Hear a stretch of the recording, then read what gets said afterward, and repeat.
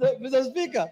Proceed, Mr. Speaker, me, I'm of the view, even the government, Mr. Speaker, of Honorable, the late Daniel Teacher of Moi, never did this.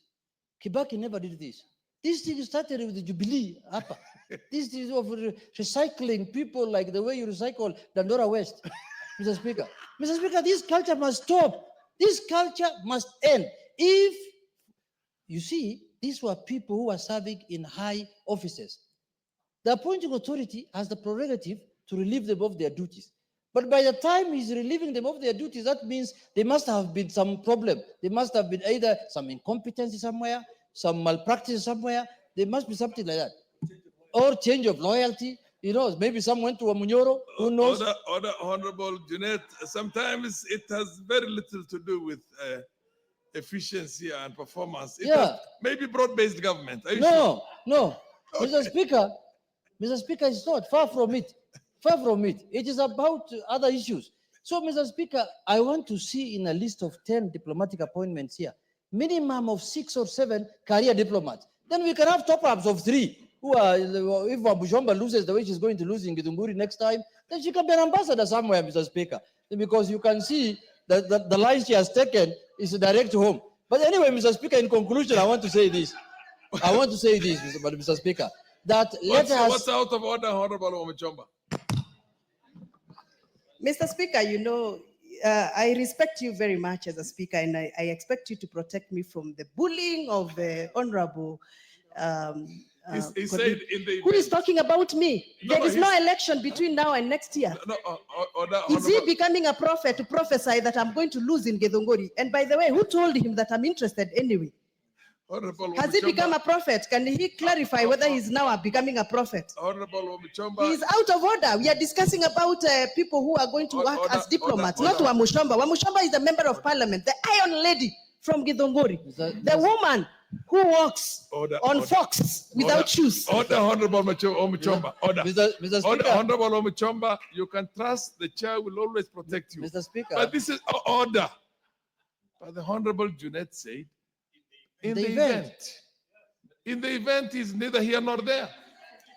Proceed. Mr. Speaker, I am very sorry to Honorable Wamuchomba because you want to be informed by I was soliciting and lobbying for her that in the event the Wamunyoro bus gets punctured, I was trying to get her a soft landing that she can become the ambassador in charge of Githunguri and command area, Mr. Speaker. Do you order, Honorable Junet? I want majority leader to inform you. Okay. Honorable Speaker, maybe the Honorable Leader of Minority has not heard what the member for Githunguri has said. And I hear what you are saying about what you meant when you said what you said. But the member for Githunguri has told you, has asked who even told you she's interested in running for member of parliament for Githunguri. Because she probably knows running will be a futile attempt on those things. Okay, proceed, Junet. Honorable Junet. Mr. Speaker, I have heard what the majority has told me. But Mr. Speaker, you know, Wamuchomba is an iron lady. I can't withstand Wamuchomba out of office. If she's so strong now when she's in office, what do you think she can do when she's out of office? She can run us out of this town. So we must create for her some diplomatic posting in charge of Githunguri, command area, up to Lare, Limuru. Then we call that area UNEP, Githunguri. Then she can become diplomatic. Mr. Speaker. What's your point about Honorable Wamuchomba? Honorable Speaker, you know, you have allowed these honorable members to make me the point of discussion on this issue. But I'm very excited that they are calling me all those very good names because they know that I am a beautiful, intelligent woman who have shown them dust in the political corridors. I am happy that the majority leader is talking about me. Yet on Saturday, in a public forum where the president visited Githunguri, he could not show his face. He disappeared like a smoke. He ran away, literally. Order. This is getting out of hand. Order, honorable members. Honorable members, order, honorable Junet, order. Yeah, but you see, you without a substantive, I will give you an opportunity, but you better know how to navigate your way around. The standing order is very clear. You cannot discuss the character of an honorable member without a substantive motion. So for God's sake, don't discuss her character, but you can discuss events, you can discuss ideas, you can discuss the motion that's before you. Okay, what's your point of order? Mr. Speaker, before what the is out of order? No, he's on a point of order. Honorable Speaker, mine was on misinformation because, Honorable Speaker, last Saturday, I was nowhere near where the president was, and the member for Githunguri knows that. I think she wanted to mean the Saturday when we were in Githunguri constituency. And you know, I'm a peace-loving Kenyan. And I am also a consumer of certain intelligence reports. And I had intelligence reports of what the member for Githunguri and the governor for Kiambu, with the stashed money that you saw being pulled out of bedrooms, had planned against the member for Kiambu, order, Majority Leader, order. You are both out of order. Yeah. She discussed you without a substantive motion. You are discussing her without a substantive motion, and I would not have that anymore. Mr. Speaker, order. The House has got to be. Mr. Speaker, in conclusion, Honorable Junet, conclude, please. Mr. Speaker, in the spirit of diplomacy, yes, and international relations and national relations, Mr. Speaker, the undisputed kingpin of Kiambu County is Honorable Majority Leader Kimani Ichungwah. Mr. Speaker, that I must put on record. Order, order, Honorable Deputy, Honorable Minority Leader. Whether it is in good light or bad light, you cannot discuss the character of an honorable member of parliament and his fortune on his fortune's back without a substantive motion. Order. You think it's the only time when it's being discussed in a negative tone is when it's out of order. Even in positive term, without a substantive motion, is out of order. Mr. Speaker, in conclusion again. Can you conclude? I am concluding. Yes. That, Mr. Speaker, that I hope these Kenyans who have been given this chance of serving us will do a good job. Because those stations they are going to are very important stations in terms of business, in terms of international relations, in terms of cultural and technological exchanges, Mr. Speaker. But Mr. Speaker, Mr. Speaker, in this country, we love ourselves so much as politicians and people who are in high offices that we forget that there are other Kenyans out there who are qualified, who can do this job. So, Mr. Speaker, I am totally opposed. And I think I should bring here some legislation. I'm opposing completely this motion, completely. And I am asking the executive, please don't send like this one again. This will be the last one. Even the other one, when people were removed from offices and they were posted to diplomatic position, I opposed it. It is on record here, Mr. Speaker. This is not the first one I'm opposing. Why should you be discharged as a minister or as a PS? Then you end up becoming now an errand boy for another PS in the MFA, the Ministry of Foreign Affairs. It's a demotion, Mr. Speaker. So, Mr. Speaker, we should not allow this to happen.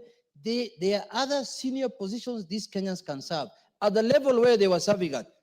But for Githunguri, I will create a diplomatic position there when I become the president. Thank you, Mr. Speaker. Order, Honorable Junet, Mazamzam. Order, I will indeed. Okay. Asante sana Mheshimiwa Spika, na mimi niweze kuunga mjadala wa leo kuhusu uteuzi wa Mheshimiwa Susan Nakhumicha. Najua mambo mengi yametokea, lakini ukiangalia katika ukakamavu wake wa kazi na masomo yake anastahili. Ndiyo yalitokea kutokea katika Wizara ya Afya, na sio mwaka wa kwanza kutokea akiwa hapo. Yametokea wakiwa wengi wa madaktari kugoma.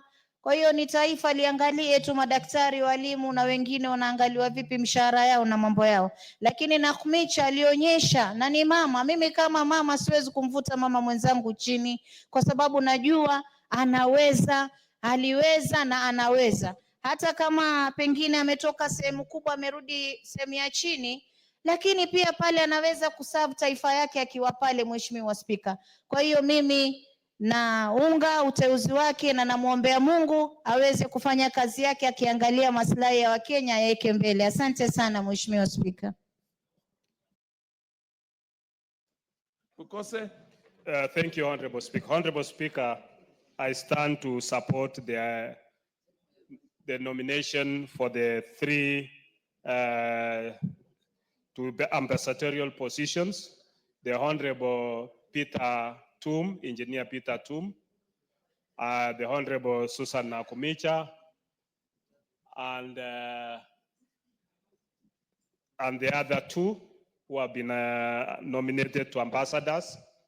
That is to the Habitat, then to the DRC, and then to Konsu. Honorable Speaker, I want to disagree with the minority leader in that stating that these are people who did not perform in their various areas, and stating that it should only be people who have grown in their careers. You know, ambassadors are people with different expertise.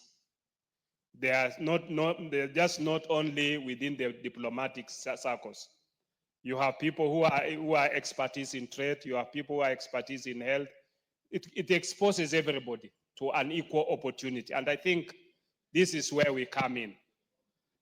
Having served in the various capacities as a cabinet secretary for health, Susan Nakumicha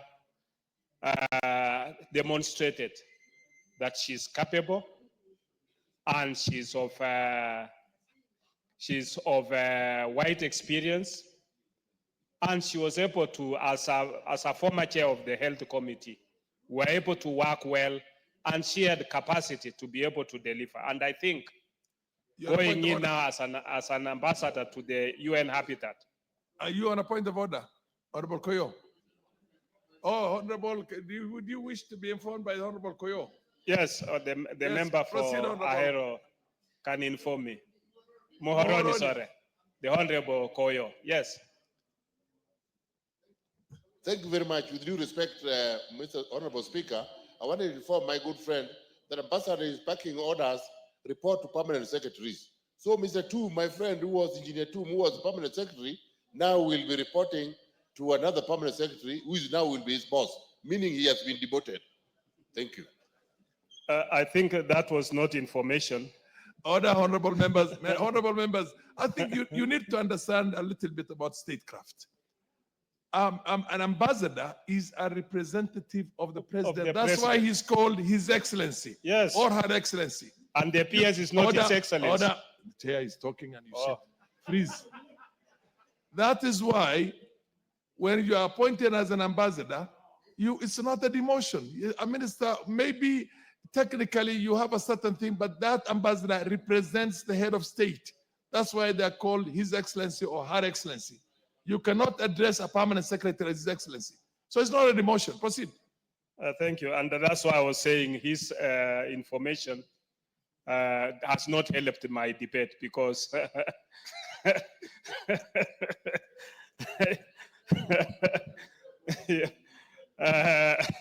you know, the ambassador will be representing Kenya in the various capacities. Now, if approved by this House, His Excellency Peter Tum will be representing our country in Kinshasa, DRC Congo.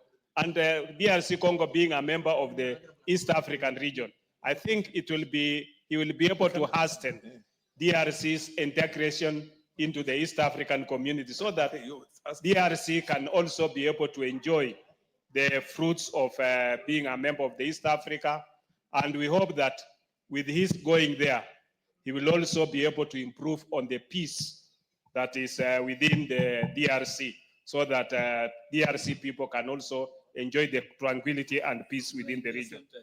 Honorable Speaker, our Ambassador Abdi to Arusha, Tanzania is also a very key partner of the East African region, and he will be able to represent our interests within Arusha and Tanzania and be able to also hasten our East African integration. Honorable Speaker, I rise under Standing Order number 95 to say that going by the mood in the House, I can feel that members are in agreement that this bill, this motion needs to pass. I would therefore like to ask the mover to be asked to reply. Thank you.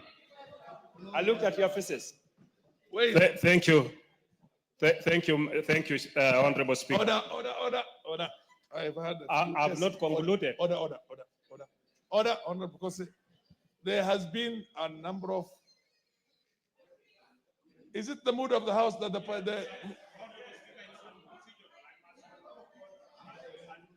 order, honorable, order. All of you, order. A point of order can be raised in the midst of contribution by any member. And the moment a point of order is raised, it freezes everything. And if in the opinion of the speaker, that point of order is genuine, then that speaker makes a communication. So now that he rose on a point of order, and I want to know if the mood of the House is that the mover should be called upon to reply, I now put the question, order. It's not after anybody. You don't know the rules. You are a majority leader. My question, order. I now put the question that the mover be called to reply. Has been out the opinion say aye? Has been out the contrary opinion say nay? The ayes have it, and mover be called upon to reply. No. You don't.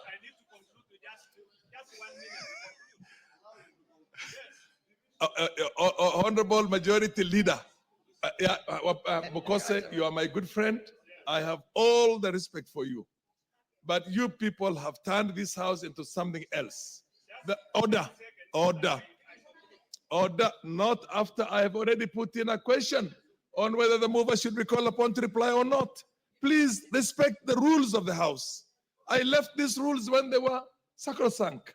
Now you people are turning it into something else. Order. Proceed, Honorable Mover, reply.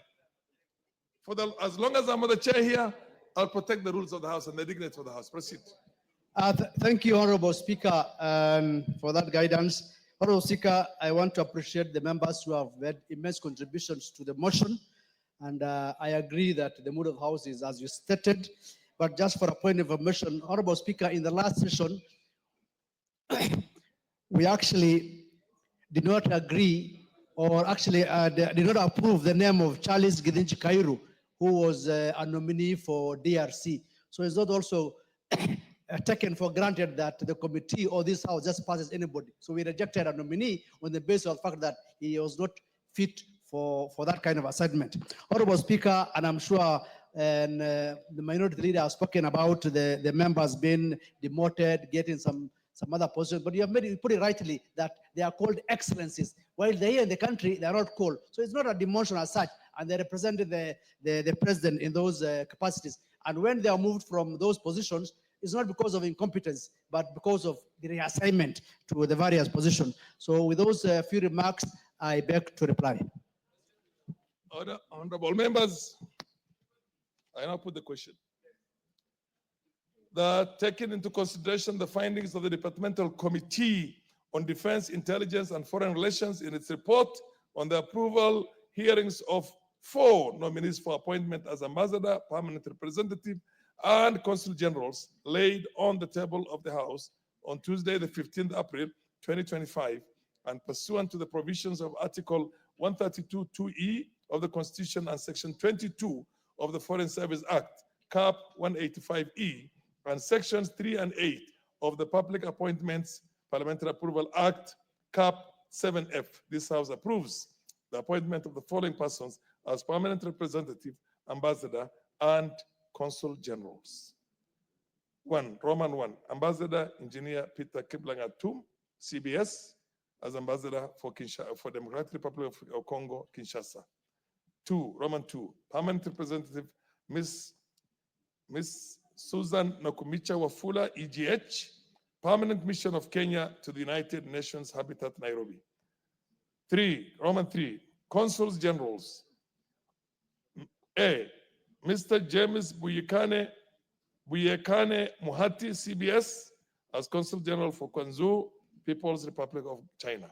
And B, Abdi Dubat Fido, as Consul General for Arusha, the United Republic of Tanzania. As many of the opinion say aye. As many of the opinion say nay. The ayes have it. Next order.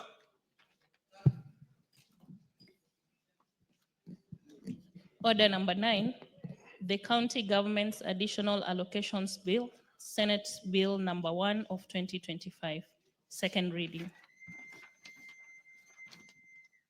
Yes, Chairperson, Budget and Appropriation Committee. Thank you, Honorable Speaker. Honorable Speaker, I beg to move that the County Government's Additional Allocations Bill 2025, Senate Bill number 1 of 2025 be read a second time. Honorable Speaker, additional allocations to counties are provided for under Article 202, Sub 2 of the Constitution, where it is stipulated that county governments may be given additional resources from national government's share of the revenue, either either conditionally or unconditionally. Additionally, Article 190 allows for legislative measures to provide further support to counties to enable them perform their work effectively.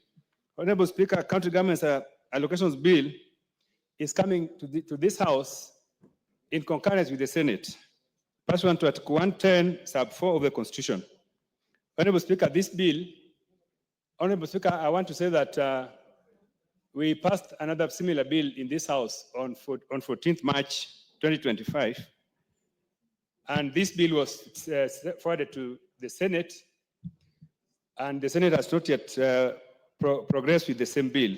But Honorable Speaker, this bill from the Senate varies the amounts that we forwarded with the bill that we sent to the Senate, with a variation of about 25.53 billion. Honorable Speaker, that variation to Senate was done because we were responding to the reductions which happened in the supplementary estimates 2, 2025, which we passed here. In that estimates, we drastically reduced the estimates on the bill. But Honorable Speaker, this bill now, again, increases the allocations by about 25.5 billion, making the total allocation in this bill at 50.04 billion. Honorable Speaker, this variation has received concurrence from National Treasury that has affirmed that indeed they will be able to provide for this variation. Honorable Speaker, if you look at this bill, largely the variation is supported from funds, loans, and grants from development partners.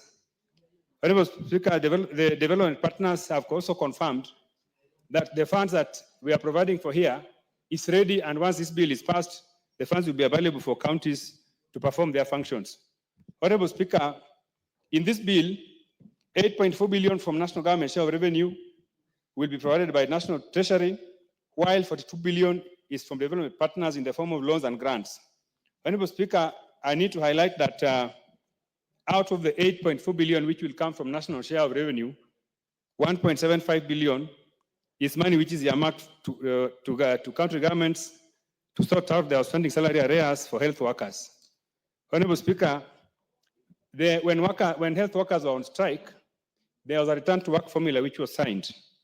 And this gave 1.75 billion shillings to counties to sort out that arrangement. Honorable Speaker, the other issue which is important in this bill is that we are providing for about 2.9 billion to be able to help counties in what we call county aggregation of industrial parks. Honorable Speaker, counties have done so well in developing these industrial parks. These industrial parks are very, very important because they are going to be the centers of value addition for local products that are being done in counties. Honorable Speaker, providing for this allocation is going to fast track this line of development. Remember, Honorable Speaker, that this is one of the key items in the bottom-up economic model which we are implementing as broad-based government. Honorable Speaker, the other important item in the bill has to do with about 42 billion which has been provided for from donors in form of grants and loans. Honorable Speaker, this allocation is going to be spent in the area of health and agriculture and water and sanitation. Honorable Speaker, these are programs that are very, very critical for our people in the grassroots. And we need to facilitate our counties so that they're able to receive these monies and then they'll be able to develop these programs for our people. Honorable Speaker, when we were doing public participation, governors appeared before us. They told us that indeed they have done procurement. What is now waiting for is the funds to go so that these services can be provided for. The other issue, Honorable Speaker, has to do with what we call universal health coverage. Honorable Speaker, every county has what we call health promoters. These health promoters, their monies are also provided for here because the national government pays directly to health promoters 2,500 shillings, and counties are also supposed to do the same. Honorable Speaker, because we have not passed this bill, national government has already paid their part, but counties are lagging behind in arrears. You find that a health promoter has received money due from national government, but they're having even 5 months arrears. Honorable Speaker, we need to provide for this so that these workers, who are very, very important because they are the first contact in the health systems in our county. They are the first people that our people contact when they fall sick. So, Honorable Speaker, failure to pay them their arrears means that we are undermining our health sector, Honorable Speaker.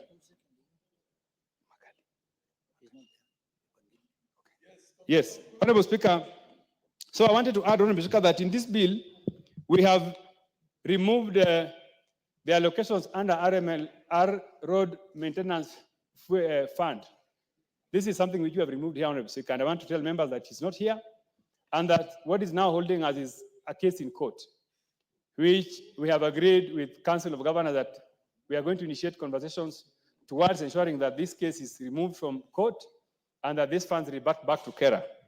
Honorable Speaker, in a nutshell, I would like to urge members that this bill is very, very important because some of the programs that I've highlighted are programs that are benefiting our people at the grassroots. And therefore, we should not be seen as the house that is really trying to stop our people from enjoying resources that some of them are actually borrowed. Honorable Speaker, for 2 billion shillings here are proceeds from loans and grants. These are resources that really will not come from our exchequer, and the resources are ready. So, Honorable Speaker, I would like to urge members to really support this bill and allow it to progress so that our counties can be able to function. Honorable Speaker, I would like to call upon the Leader of Minority to second.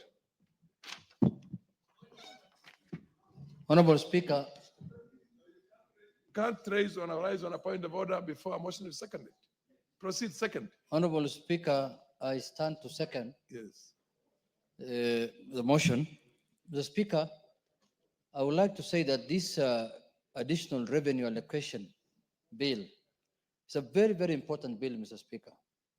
Mr. Speaker, you remember in the old days, Treasury used to give counties money in form of conditional grants. But now, Parliament came up with the idea of the additional revenue allocation bill. Mr. Speaker, this is in line with aspirations to enhance devolution in this country.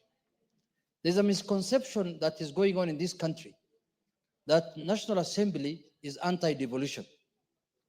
Mr. Speaker, there is no person with sane mind that can oppose devolution, because this is the only avenue that we have that takes billions of shillings to the counties and to the places where people live.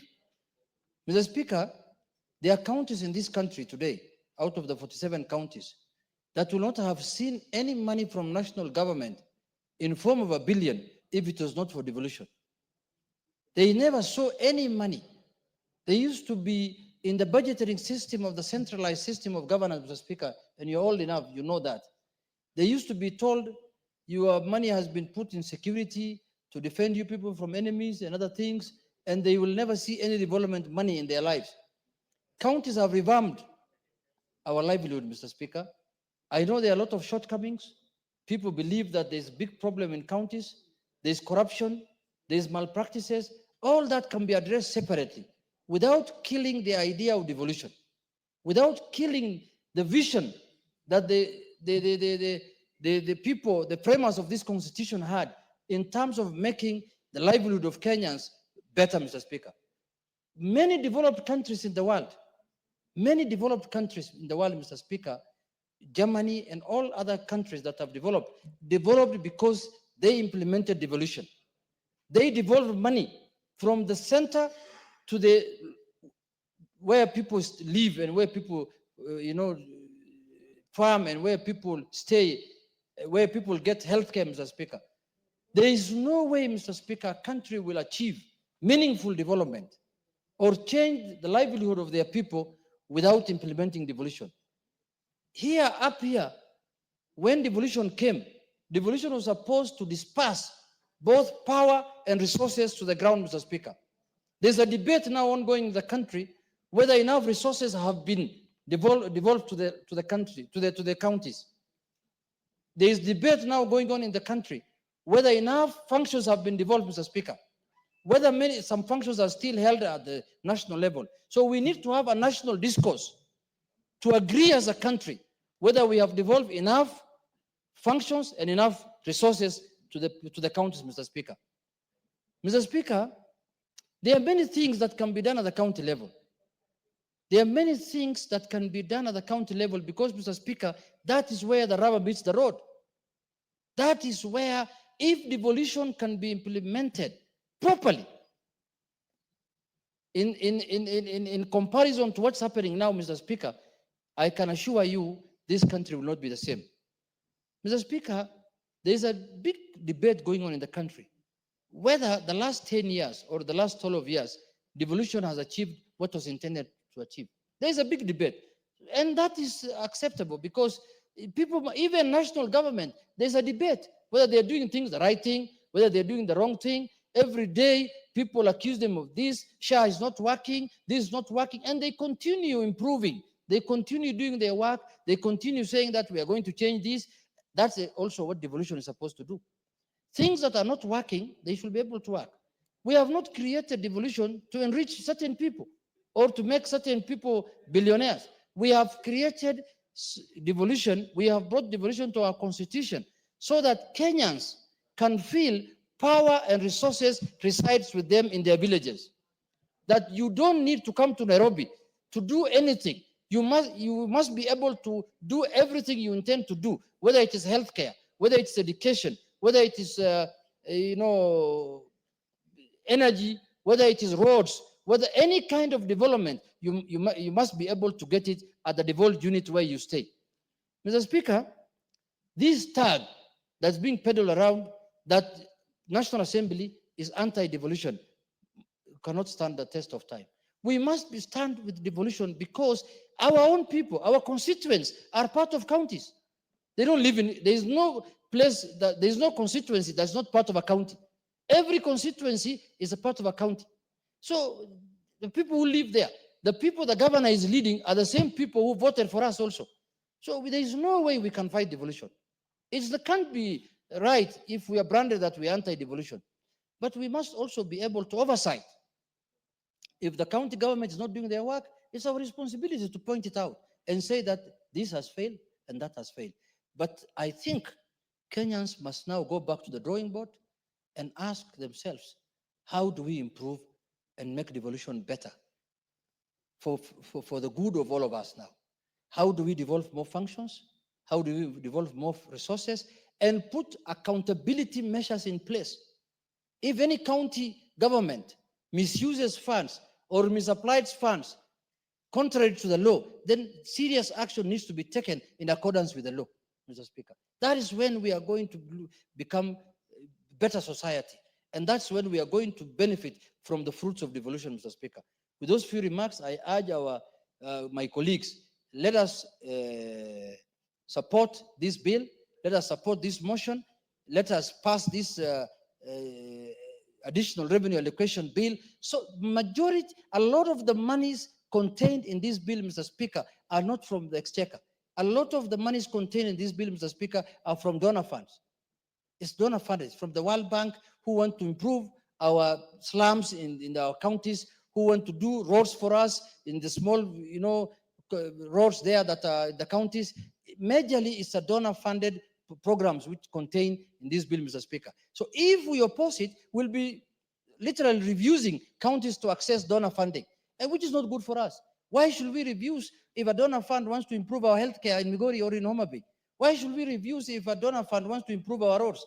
That is not in our place to do it. So I urge my colleagues, let's pass this bill, and we will discuss devolution holistically, where it is, where it has come from, and how we want it to go. Thank you very much, Mr. Speaker. I second. Honorable members, I now propose a question that the county government's additional allocation bill, Senate Bill number 1 of 2025, be now read a second time. You're on a point of order. What's your point of order?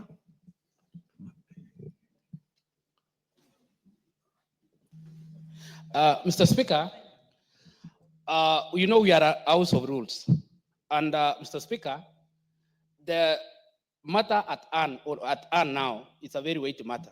So, Mr. Speaker, I'm looking at the house and I don't see that we have full quorum, Mr. Speaker. So I'm standing on order, standing order number 35. Mr. Speaker, to check whether we have quorum. Thank you, Mr. Speaker. Order, honorable members. Order, Honorable Junet. I don't know how low you people got this parliament into. When somebody rises on a point of order and raises an issue of quorum, and you have to ask the sergeant at arms to determine whether the quorum is there or not. The rules are very simple.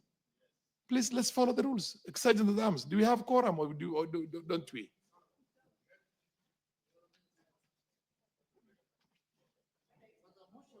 Order, we don't have a quorum.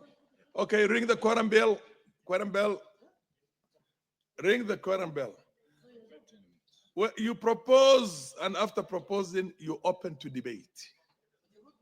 I proposed. What's wrong with you? Yes. Junet, enthusiasm seems to have taken the better side. Ring the, is it ringing? For 10 minutes. 10 minutes. Go and get.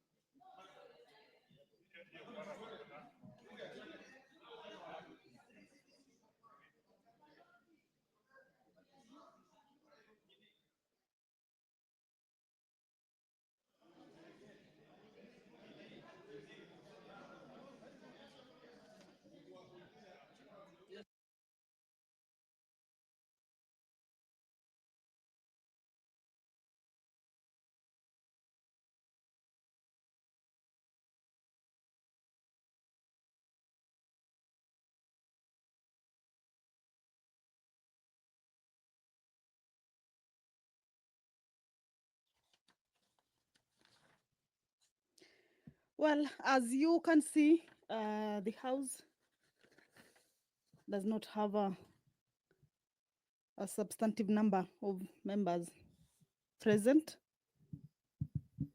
Clearly, many seats are empty. And of course, this is one of the concerns that